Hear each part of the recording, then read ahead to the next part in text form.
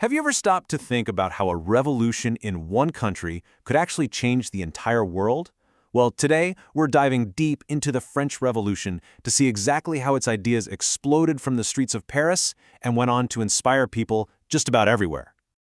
In the last video, we studied abolishing of slavery in the French society. In this video, we are going to study about the revolution in everyday life. So, we're going to zoom right in and see how those huge revolutionary ideals actually change things for ordinary people, day to day.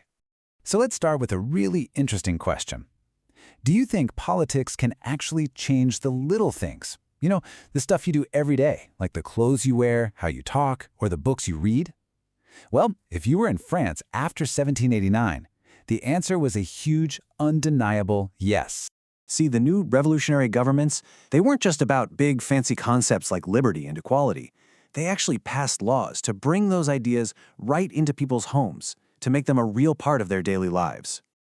To really get how massive this was, you have to picture the before times. Under what they called the old regime, the king's censors had their hands on everything. Want to publish a book, a play, even a tiny little pamphlet? You needed their stamp of approval. But then came the summer of 1789. The Bastille was stormed, and the new Declaration of the Rights of Man came out and said freedom of speech was a natural right. And just like that, the floodgates were about to swing wide open. This led straight to something we might take for granted today: freedom of the press. I mean, for the first time ever, it wasn't just one official story being pushed on everyone. Now you could print different points of view, argue with each other openly.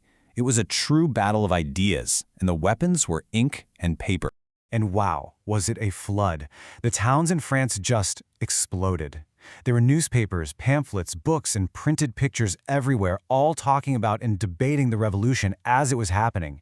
And this wasn't just a thing in Paris. This wave of information spread like wildfire, reaching all the way out into the countryside. Okay, but what about the millions of people who couldn't read? I mean, how did they get in on all these new ideas? This is where the revolution got super creative.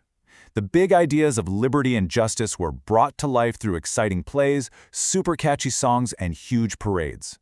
It meant that everyone, not just the highly educated folks, could understand what was going on and feel like they were part of it. Artists and printers were a huge part of this. They were the ones who took these big, abstract ideas and turned them into powerful images that anyone could understand in a single glance. Just check out this print from 1790. It's called the Patriotic Fat-Reducing Press. I mean, what a name. It's pure satire. You see these larger figures? They represent the rich clergy and nobility. And they're literally being squeezed in a press. All the riches are just pouring out. This wasn't just some funny cartoon. It was a clever way to show the idea of justice in a way everyone got. The powerful were finally being forced to give back what they'd taken. But all this new freedom and constant arguing, well, it also led to a lot of chaos. And when things get chaotic, people often start looking for a strong leader, someone who can promise to bring back order. And that's exactly when a man named Napoleon Bonaparte steps onto the stage. And here he is, in this super famous painting by David.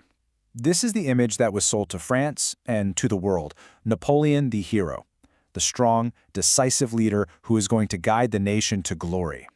And in 1804, Napoleon makes his big move. He crowns himself Emperor of France. That's it.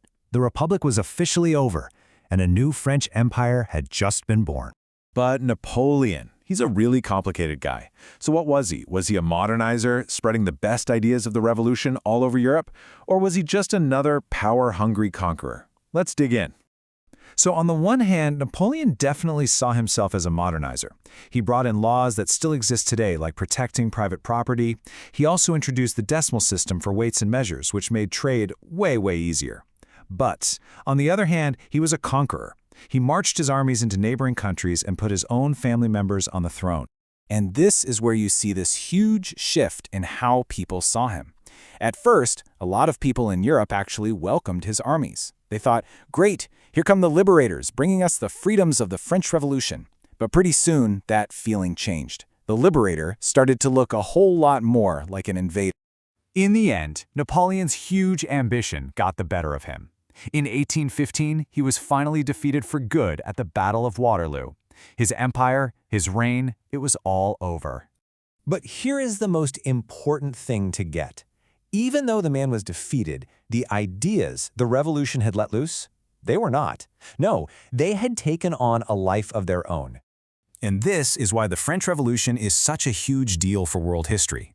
Those ideas of liberty and democratic rights, they just kept spreading from France across Europe. They helped end the old feudal systems, where lords owned all the land and basically the people on it. And it didn't stop there. People in colonized nations all over the world heard this message of freedom and thought, hey, what about us? They took that idea and used it to fuel their own movements for independence. The shockwaves of the revolution were felt all the way in India. And two key figures you should definitely remember for your exams are Tipu Sultan and Raja Ram Mohan Roy. Both were really tuned in to the revolutionary ideas coming out of France. And there's this great story about Raja Ram Mohan Roy that just shows you how powerful this was. Years later, when he heard about another revolution in France, he was so excited he literally couldn't talk about anything else. He'd even had an accident and was injured, but he insisted he had to go see the French warships flying that revolutionary tricolor flag. That's how much these ideas meant to people, even thousands of miles away. So we end up with this really powerful question, don't we? The story of the French Revolution and Napoleon shows us that you can beat a leader on the battlefield, you can tear down an empire, but can you ever really, truly defeat an idea once it's taken root in the minds of people? Something to think about